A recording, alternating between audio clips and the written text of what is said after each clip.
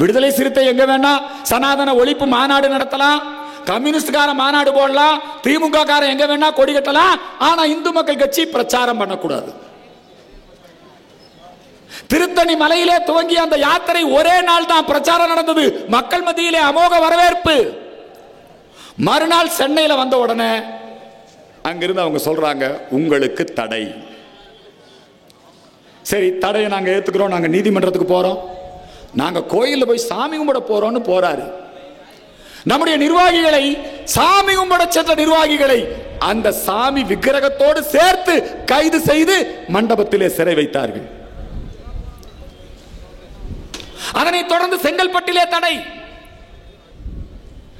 காஞ்சிபுரத்திலே தடை.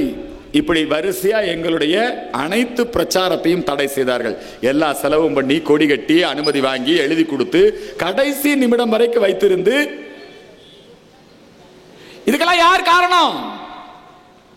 இன்றைக்கு காவல்துறை ஏடிஜிபி ஐயா டேவிட்சன் ஆசீர்வாதம், அவர் தான் என்ன கைது பண்ணார். அந்த காலத்தில் மிக பெரும் படையோடு வந்து 1997 நவம்பர் மாதம் 29ஆம் தேதி போக்குவரத்து காவல்துறை அதிகாரி செல்வராஜ் கொல்லப்பட்ட பொழுது அந்த செல்வராஜ் கொலைக்கு நியாயம் கேட்ட என்னை ஒரு பெரும் படையோடு வந்து கைது செய்தவர் டேவிட்சன் ஆசீர்வாதம். அந்த டேவிட்சன் ஆசீர்வாதம் இன்னைக்கு உளவுத்துறை, அதே போல ஏடிஜிபி போன்ற பொறுப்புகளிலே இருக்கிறார்.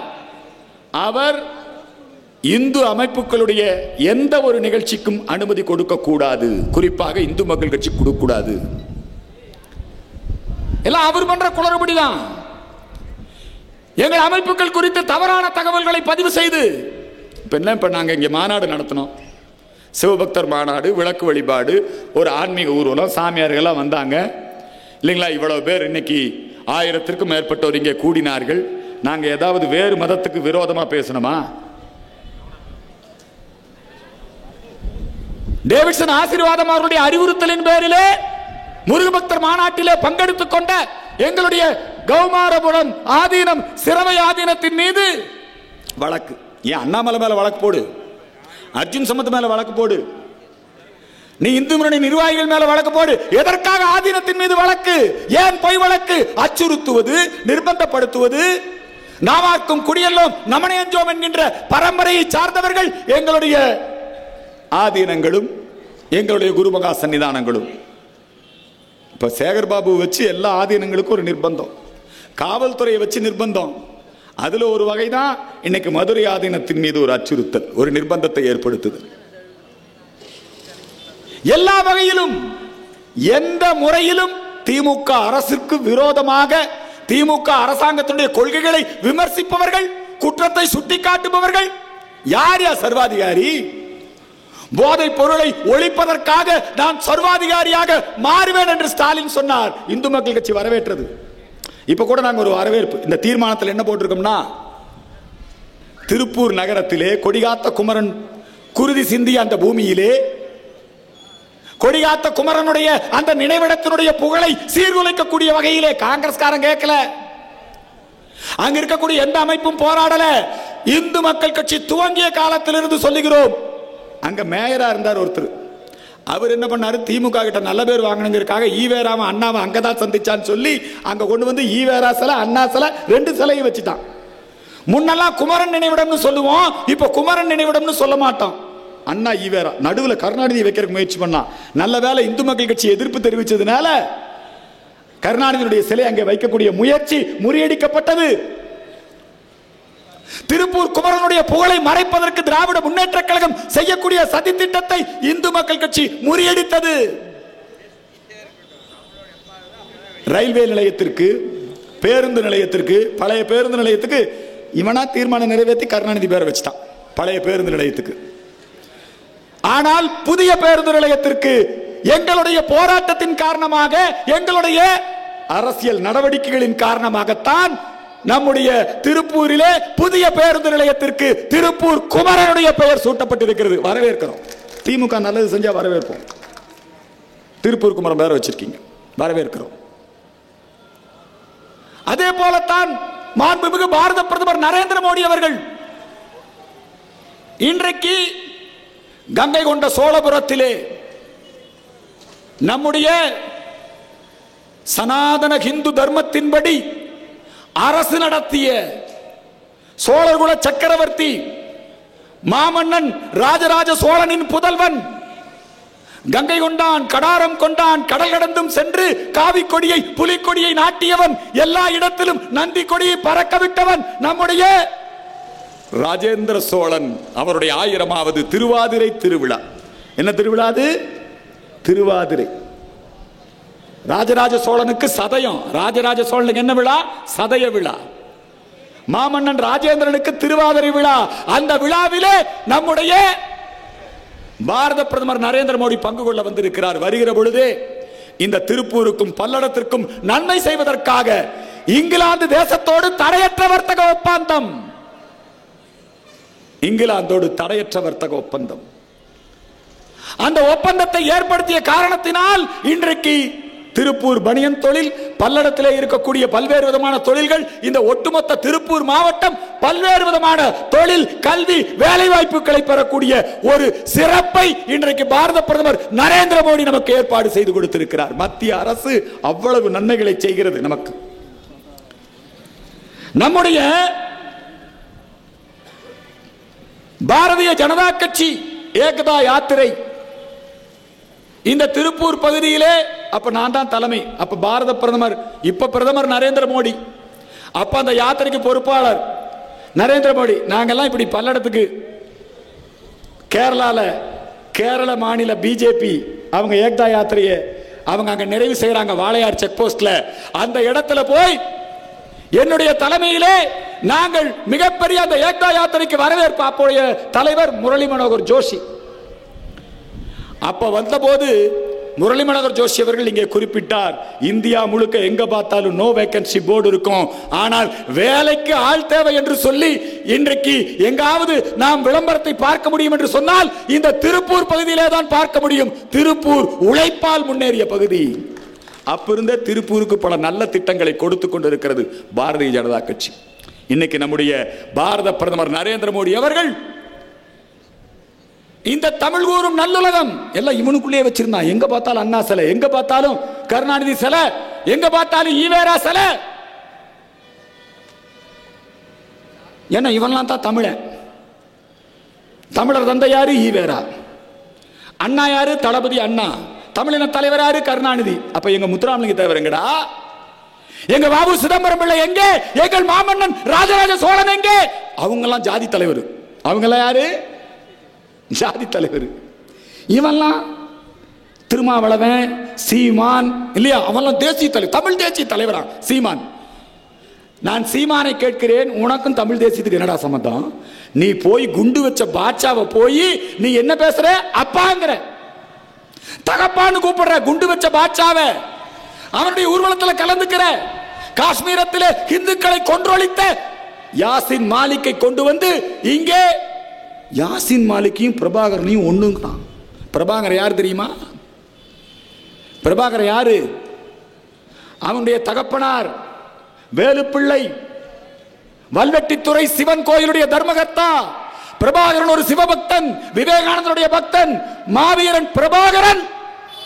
ஒரு அர்ச்சகர் சிவாலயத்திலே ஒரு அர்ச்சகர் உயிரோடு எரிக்கப்படுவதை பார்த்த பிறகுதான் பிரபாகரன் ஆயுதமேந்தினான். அந்த பிரபாகரனுடைய படத்தை போட்டு போய் இந்த நாம் தமிழர் கட்சிக்காரனுங்க சிவாச்சாரியார்களை மிரட்டுறீங்க. ஏடா திருப்பரங்குன்றத்தில் இவன் தான் தமிழனா? தமிழ்ல அர்ச்சனை பண்ணணும். இப்ப தமிழ்ல அர்ச்சனை பண்ணாம நாங்க இங்கிலீஷ்ல பண்ணிட்டு இருக்கிறோம். போய் சொல்றா, மசூதியில் போய் சொல்லு, போய் சர்ச்சில் போய் சொல்லு, உனக்கு கடவுள் நம்பிக்கை இருக்கா? இந்த நாம் தமிழர் என்கிற அமைப்பு கிறிஸ்தவ அமைப்பு, பிரிவினைவாத அமைப்பு, பயங்கரவாத அமைப்பு. ஆடு மாடுகளுக்கு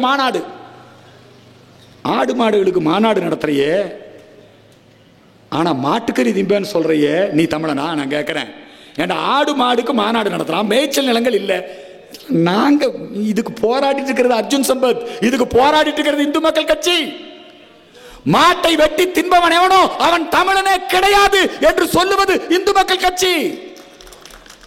இவன் என்ன சொல்றான்? நல்ல சரக்க போட்டுட்டு மாட்டுக்கறி தின்னுட்டு, உனக்கும் மாட்டுக்கு என்னடா சம்பந்தம்? சீமான கேட்கிறேன் நான். இதெல்லாம் நாங்க வச்ச கோரிக்கை. இப்ப புதுசா அவதாரம் எடுத்துட்டான் சீமான். என்ன அவதாரம்? ஈவேரா அவர் திராவிட தலைவர், அவர் தமிழர் தலைவர் இல்ல. இந்த 40 வருஷமா அர்ஜுன் சம்பத் என்ன ஈவேரா குறித்து பேசினாரோ, என்ன திராவிட இயக்கம் குறித்து பேசினாரோ, அதைத்தான் இன்னைக்கு நீ எடுத்து பேசிட்டு இருக்கிற. நீ ஒன்னும் பெரிய திராவிடத்தை ஒழிக்க முடியாது. உனக்கும் தமிழ் தேசியத்துக்கு என்ன சம்பந்தம்? திட்டமிட்டு எங்கள் இளைஞர்களை, எங்கள் தமிழ் உணர்வை குழப்புவதற்காக ஒரு இயக்கம் நடத்தி கொண்டிருக்கிறாய். நீ ஒரு கட்சி நடத்தி கொண்டிருக்கிறாய். அதுல கொஞ்சம் பேர் ஏமாந்து எங்க ஆளுக்கு போயிட்டு இருக்கிறான். ரொம்ப ஜாக்கிரதை. பிஜேபி உள்ள நுழைஞ்சிரும், இந்து மக்கள் கட்சி வளர்ந்துரும். ஹிந்துத்துவா கூடாது. அதுக்கு தான் இந்த ஏற்பாடெல்லாம். ஒரு பக்கம் இவன் சீமான், இன்னொரு பக்கம் இப்ப புதுசா வந்திருக்கிறான் ஜோசப் விஜய். எங்கள் முதலமைச்சர் ஜேவி யார் அவன்? 82 உன்னை இட்டுக்குன்னு போறதே எனக்கு பெரிய பிரச்சனையா இருக்குது. நான் புசி ஆனந்து இந்த நாட்டில் தலைவர்லாம் எவன்னு பாருங்க. ஜோசப் விஜய் அவர் முதலமைச்சர் ஆயிடுவாரா? மக்கள் மனம் கவர்ந்த முதல்வர் ஜேவி. இந்த ஜேவின்னு நிறைய பேருக்கு புரியல. என்னடா ஜேவின்னா என்ன? ஜாயின் வெஞ்சரா? ஜேவின்னா என்ன? ஜாயின் வெஞ்சரா? அவன் கட்சியில பூரா கிறிஸ்துவ மிஷனரியில எவெல்லாம் இருக்கிறானோ அவன் தான் அவன் கட்சியில் இருக்கிறான். இந்த ஜேபிஆர் படிமலர் கல்லூரி இல்லையா, அவங்க மகன். அப்புறம் நம்ம மார்ட்டின் மாப்பிள்ள ட்ரில் மாஸ்டர் இல்லைங்களா, பார்த்துருக்கீங்களா? அவரு ஆதவ் அர்ஜுன். பேர் பாருங்க, எல்லாம் இந்து பேர் மாதிரியே வச்சிருக்கான். ஆதவ் அர்ஜுன் கிறிஸ்டியன். எப்படியாவது தமிழ்நாட்டில் ஒரு கிறிஸ்தவனை முதலமைச்சர் ஆக்கிடணும். அது திமுக மூலமா அவங்க ஏற்கனவே அதை செஞ்சுக்கிட்டு இருக்காங்க. திமுகல நீங்க தெரியுமா உங்களுக்கு? கருணாநிதி குடும்பத்தில் பூந்தே பாதிரியார் குழப்பத்தை ஏற்படுத்தி மதமாற்றம் பண்ணிட்டான் கருணாநிதி பேரனை. கருணாநிதி மகன் ஸ்டாலின், ஸ்டாலின் மகன் உதயநிதி. உதயநிதி சொல்றார், நான் கிறிஸ்தவராக மாறிவிட்டேன், நான் காதலித்து மனம் செய்து கொண்ட கிருத்திகா ஒரு கிறிஸ்தவர். நான் கூட கிருத்திகான்னு பேர் வச்சிருந்ததுனால இந்த அம்மா துர்கா எல்லா கோயிலுக்கும் போகுது இல்லைங்களா. சமஸ்கிருதமே எங்க இருக்குதுன்னா துர்கா வீட்டு பூஜை அறையில தான் இருக்குது சமஸ்கிருதம். லலிதா சகஸ்ரநாமம் இல்லைங்களா, அந்த அம்மா பண்ணக்கூடிய பூஜை யாகம் பண்றவங்க போறா திமுக காரன் தான். ஸ்டாலின் மாப்பிள்ள திருச்செந்தூர் முருகன் கோயில்ல போய் சூர சம்ஹாரம், சத்ரு சம்ஹார யாகம் நடத்தினது யாரு? இந்து மக்கள் கட்சியார் நடத்தினா, ஆர்எஸ்எஸ் காரன் நடத்தினானா, இந்து முன்னணிக்காரன் நடத்தினானா? சத்ரு சம்ஹாரம். டே திமுக காரன் ஸ்டாலின் குடும்பத்தை சேர்ந்தவன் உனக்கு யாரா சத்ருனா? எனக்கு சத்ரு எடப்பாடி பழனிசாமி, எனக்கு சத்ரு ஜெயலலிதா. இந்த ஜெயலலிதா எடப்பாடி பழனிசாமி போன்ற சத்ருக்களை அழிப்பதற்காக யாகம் பண்ணா யாரு? ஸ்டாலின் மாப்பிள்ள. எப்படியாவது ஒரு கிறிஸ்தவ முதலமைச்சர் ஆகணும். ஏற்கனவே திமுகவை கிறிஸ்துவ முன்னேற்ற கழகமா மாத்திட்டான். திராவிட முன்னேற்ற கழகம். திமுக இருக்கிற தொண்டர்கள் சிந்திக்கணும். எஸ்ரா சர்குணம் யாரியா? எஸ்ரா சர்குணம் என்ன சொன்னான்னா, இங்க இருக்கக்கூடிய பாதிரியார்கள் கிறிஸ்தவர்கள் இந்துக்கள் மூஞ்சில போய் குத்து, அவனை கிறிஸ்தவனா மதம் மாத்து சொன்னது யாரு? எஸ்ரா சர்குணம். இந்த எஸ்ரா சர்குணம் சமூக நீதி பேரவைன்னு ஒண்ணு வச்சுக்கிட்டு இருக்கான். அந்த எஸ்ரா சர்குணத்துடைய பேரை எங்க கொண்டு வைக்கிறான்? நம்முடைய வால்டாக் ஸ்ட்ரீட் அங்க கூட எஸ்ரா சர்குணம் பேரு. இன்னொருத்தர் தான், மொடவர் நடக்கிறார், குருடர் பார்க்கிறார், செவிடர் கேட்கிறார், இயேசு அழைக்கிறார், ஜீவிக்கிறார். யாரு? சகோதரர் தினகரன், அவர் மக பால் தினகரன். இந்த தினகரனுடைய பேரை அதிமுக ஆட்சி காலத்துல எதுக்கு வச்சாங்க? எல்லா மந்திரிகளும் எல்லா எம்எல்ஏக்களும் டெய்லி போயிட்டு இருப்பான் கிரீன்வே சாலை, அதுக்கு டிஜிஎஸ் தினகரன் பேரு. இதெல்லாம் விட சத்தம் இல்லாம இன்னொரு வேலையை கனிமொழி, விடுதலை சிறுத்தை எல்லாம் சேர்ந்து செஞ்சாங்க. என்னன்னு தெரியுமா? எங்கள் பிரதமர் நரேந்திர மோடியை கொலை செய்ய சதி திட்டம் தீட்டினான் ஒருவன். அவனை ஸ்டேன் சாமிங்கிறான். நீ பாதிரியார்னு சொல்லு, ஸ்டேன்ஸ் பாதிரியார் எதுக்குடா சாமிங்கிறீங்க? இந்துக்களை குழப்பறது. அந்த ஸ்டேன்ஸ் பாதிரியார் கம்யூனிஸ்ட் இயக்கத்தில் இணைந்து, அந்த ஸ்டேன்ஸ் பாதிரியார் கம்யூனிஸ்ட் கட்சியிலே இணைந்து பீகாரிலே அங்கே நக்சல் இயக்கத்தை வளர்த்து பல மக்களை கொன்று குவித்து, அந்த ஸ்டேன்ஸ் பாதிரியார் தன்னுடைய 70வது வயதிலே நரேந்திர மோடியை கொலை செய்வதற்கு சதித்திட்டம் தீட்டி அதிலே கைது செய்யப்படுகிறார். அந்த பாதிரியார் சிறையில் இருக்கும் போது இறந்து போகிறார். பாதிரியார்கள் எரிக்கிற வழக்கம் இல்லை. அவருடைய அஸ்தின்னு ஒன்ன கொண்டு வந்து தமிழ்நாடு முழுக்க ஊர்வலம் போய்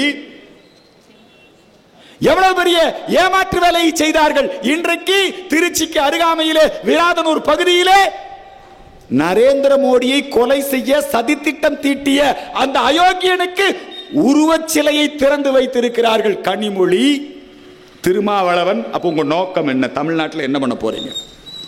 ஏற்கனவே பாரத பிரதமர் நம்முடைய ராஜீவ்காந்தி அவர்களை கொலை செய்ய சதித்திட்டம் தீட்டி அதை இந்த தமிழ் மண்ணிலே நிறைவேற்றினார்கள். சீமான் பேசினான், ராஜீவ்காந்தியை கொன்று புதைத்தோம் என்று பேசினான். காங்கிரஸ்காரனுக்கு வெக்கம் இல்ல, மானம் இல்ல, சூடு இல்ல, சொரணை இல்ல. காங்கிரஸ்காரனுக்கு பெருந்தலைவர் காமராஜரை பேசினா அவனுக்கு என்ன ரோசம் வரும்? எப்பேற்பட்ட கேடுகட்ட காரியத்தை இன்றைக்கு செய்திருக்கிறார்கள். பெருந்தலைவர் காமராஜருக்கு தமிழ்நாடு முழுக்க இருக்கக்கூடிய பிடபிள்யூடி கெஸ்ட் ஹவுஸ்ல இவனுக்கு ஏசி வச்சு கொடுத்தானுங்களா? டே, தமிழ்நாடு முழுக்க பிடபிள்யூடி கெஸ்ட் ஹவுஸ் எந்த காலத்தில் புதுப்பிக்கப்பட்டது? காமராஜர் எல்லா பிடபிள்யூடி கெஸ்ட் ஹவுஸ்லயே தங்கினாரு. பெருந்தலைவர் காமராஜர் கோவைக்கு வந்தால் சின்னசாமி நாயுடு வீட்டிலே தங்குவார். எளிமையான வாழ்க்கைக்கு உதாரணம். தொண்டர்களின் வீடுகளிலே தங்குவார் பெருந்தலைவர் காமராஜர். அந்த காமராஜரை இழிவுபடுத்துகிறார்கள். தமிழ்நாடு முழுக்க அண்ணாதுரை அவர்கள் முதலமைச்சரான பிறகு பொதுப்பணித்துறை அமைச்சராக ஐயா கருணாநிதி அவர்கள் வருகிறார். அண்ணாதுரை, கருணாநிதி, கொஞ்சுமொழி, ரோமாபுரி, குமரி கோட்டம், இந்த கதையெல்லாம் உங்களுக்கு தெரியும்.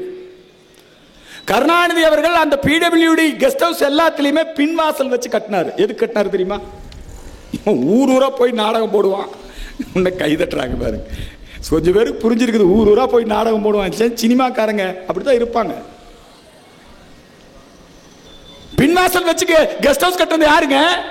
என்ன காமராஜருக்கா வீடு கட்டினீங்க? நீங்க எப்படி கேவலப்படுத்தலாம் பாருங்க. காமராஜரை இழிவுபடுத்துவது இவர்களுடைய திட்டம். அந்த மாதிரி தொடர்ந்து இன்னைக்கு சொல்றான், காமராஜருக்கு நாங்க தான் இடம் கொடுத்தோம். காமராஜருக்கு எங்க இடம் கொடுத்தீங்க? ஏசி கொடுத்தோம், இடம் கொடுத்தோம். காமராஜருக்கு ரொம்ப நீங்க அண்ணாதுரை இருக்கும் போதே ஐயா கருணாநிதி அவர்களும் சிஎன் அண்ணாதுரை அவர்களும் வேண்டுமென்றே உள்நோக்கத்தோடு பெருந்தலைவர் காமராஜரை மங்களமும் கோமளமும் உண்டாகட்டும்னு பேசினார் அண்ணாதுரை. ரொம்ப கேவலமா விமர்சிப்பானுங்க. இவனுக்கு வந்து எந்த ஜாதி, எதுல பார்த்தாலே ஜாதி, ஊருகா மாமிம்மா நிர்மலா சீதாராமன் மிக கேவலமாக ஜாதியை சொல்லி இழிவுபடுத்துவது. கிருபானந்த வாரியார் சாமிகள் எப்பேற்பட்ட ஆளு? அந்த வாரியார் சாமிகளையே முதலியார் எங்க ஜாதின்ட்டான். திமுகவையே முதலியார் கட்சின்னு சொல்லிட்டு இருந்தானுங்க. இன்னைக்கு அதெல்லாம் போய் திமுக காரங்கெல்லாம் கொஞ்சம் யோசிக்கணும். இதெல்லாம் நியாயமா? இன்னைக்கு திராவிட முன்னேற்ற கழகம் இன்றைக்கு இத்தகைய காரியங்கள் கிறிஸ்தவ முன்னேற்ற கழகமாக மாறி இருக்கிறது. திராவிட முன்னேற்ற கழகம் இன்றைக்கு கிறிஸ்தவ இஸ்லாமியர்கள் வாக்குகளை நம்பி இருக்கிறது. அதுலதான் அவங்களுக்கு ரொம்ப எடப்பாடி பழனிசாமி என்ன பண்ணாலும் நடக்காதப்பா. மைனாரிட்டிகள் எங்கள் பக்கம், எங்கள் கூட்டணி வலிமையாக இருக்கிறது. கூட்டணியில் என்னென்ன கட்சி எல்லாம் இருக்குப்பா? விடுதலை சிறுத்தை இருக்கு. விடுதலை சிறுத்தை கட்சியை துணிச்சல் இருந்தா தனிச்சு நிக்க சொல்லி பார்க்கலாம். 1% ஓட்டு கூட உங்களுக்கு கிடையாது விடுதலை சிறுத்தைக்கு. ஏற்கனவே மக்கள் நல கூட்டணின்னு அண்ணன் வைகோ, பெட்டி கோபால் ஞாபகம் இருக்கா? அவர் தானே ஜெயலலிதா அம்மா மூலமா மக்கள் நல கூட்டணின்னு 3வது அணி 4வது அணி என்னமோ ஒரு அணியை உருவாக்கி அவர் உருவாக்கினாரு. எல்லாம் சேர்ந்து எத்தனை பேர் சேர்ந்து எவ்வளவு? 2% ஓட்டு கூட வாங்கல. சரி, கம்யூனிஸ்ட் கட்சிக்காரன் தனிச்சு நின்னா எத்தனை ஓட்டு கிடைக்கும்? இவங்க கட்சியில எந்த கட்சியுமே வலிமையான கட்சி கிடையாது. எல்லாம் மைனாரிட்டி ஓட்ட நம்பிதான். எல்லாம் இந்து விரோதம், தேசிய விரோதம், தேச விரோதம். கருணாநிதி அவர்கள் முதலமைச்சராக இருந்த போது கூட நம்முடைய பாரத நாட்டை இந்திய நாடு, மத்திய அரசு என்று அழைத்தார். ஆனால் மு.க. ஸ்டாலின் முதலமைச்சரான பிறகு இந்திய நாடுன்னு சொல்ல மாட்டேங்கிறான், மத்திய அரசுன்னு சொல்ல மாட்டேங்கிறான், ஒன்றிய அரசு. எப்பேற்பட்ட பிரிவினைவாத கருத்துக்கள்! லஞ்சம் ஊழல் என்னைக்கு இருந்தாலும் பிடிச்சிருவோம். 7 கடல் தாண்டி போனாலும் தப்பி ஓடுனா நீரவ் மோடி, இந்த பிராந்தி கிடக்காரன் விஜய் மல்லையா எல்லாம் ஏமாத்திட்டு தப்பி ஓடுனா மோடி எல்லாத்தையும் போய் அவங்களையெல்லாம் அந்தந்த நாட்டு நீதிமன்றத்திலேயே அவர்கள் மீது குற்றம் நிரூபிக்கப்பட்டு அவனுடைய அத்தனை இங்கிருந்து என்னெல்லாம் எடுத்துட்டு போனானோ அதை விட 3 மடங்கு 4 மடங்கு அதிகமாக வசூல் பண்ணி கொண்டு வந்துட்டார். நீ இங்கிருந்து திருடிட்டு எங்கேயும் ஓடி ஒழிய முடியாது.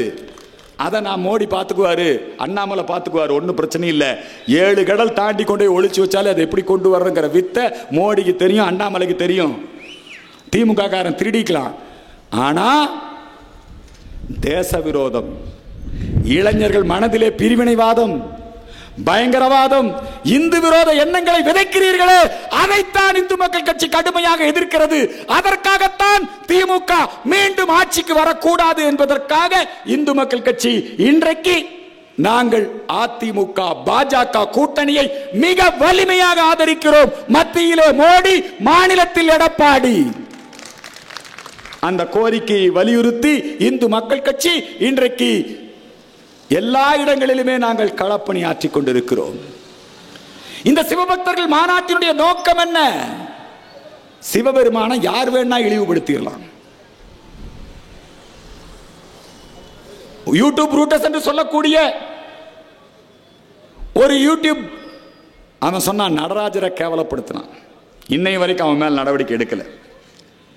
அதே போல நம்முடைய ஆலயங்களிலே சொத்துக்கள் ஆக்கிரமிப்பு, ஆலயங்களிலே அறங்காவலர் நிர்வாகம். யார் அறங்காவலர் நிர்வாகம்னா, எவன் குற்ற பின்னணி உள்ளவனா இருக்கானோ, எவன் திமுக காரனா இருக்கானோ, எவன் விடுதலை சிறுத்தையோ, எவன் கடவுள் இல்லைன்னு சொல்றானோ அவனை கொண்டு வந்து அறங்காவலரா போடுறான். நம்முடைய தெய்வத்தமிழ் நாட்டிலே இன்றைக்கு மக்கள் பல்வேறு விதமான துன்பங்களுக்கு, துயரங்களுக்கு ஆளாகி கொண்டிருக்கிறார்கள். விசைத்தறி தொழிலாளர்களுக்கு மின்கட்டண உயர்வு, தொழிற்சாலைக்கு மட்டும் மின்கட்டண உயர்வு.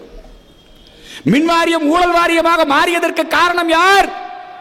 பாட்டில் பாலாஜிக்கு சாராயத்துறை அமைச்சர் மட்டுமல்ல, அவர் மின்வாரியத்துக்கும் அமைச்சராக இருந்தார் பாட்டில் பாலாஜி. அந்த மின்வாரியம் ஊழல் வாரியம் பெருந்தலைவர் காமராஜருக்கு பிறகு மின் உற்பத்தி திட்டங்களை இவர்கள் துவக்கவில்லை. மின்சாரத்தை அண்டை மாநிலங்களிலே தனியாரிடமிருந்து வாங்குவார்கள். வாங்கினா தானே கமிஷன் கிடைக்கும். இதை நான் மட்டும் சொல்லல, கமிஷன், கலெக்ஷன், கரப்ஷன். ஸ்டாலின் அவருடைய ரொம்ப நல்ல இங்கிலீஷ் பேசக்கூடியவர். ஸ்டாலின் சாதாரண ஆள் இல்ல. கமிஷன், கலெக்ஷன், கரப்ஷன் எல்லாம் இங்கிலீஷ் பேசுவார் ஸ்டாலின். தளபதி அல்லவா?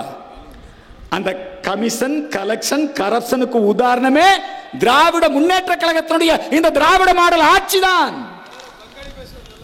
பெங்காலியும் பேசுவார். அங்க மம்தா பானர்ஜி கூப்பிட்டாங்கன்னு அங்க போய் எவனோ எழுதி கொடுத்து பெங்காலியில, தமிழையே எழுதி படிக்க முடியாதவர் பெங்காலி பேசுவார்.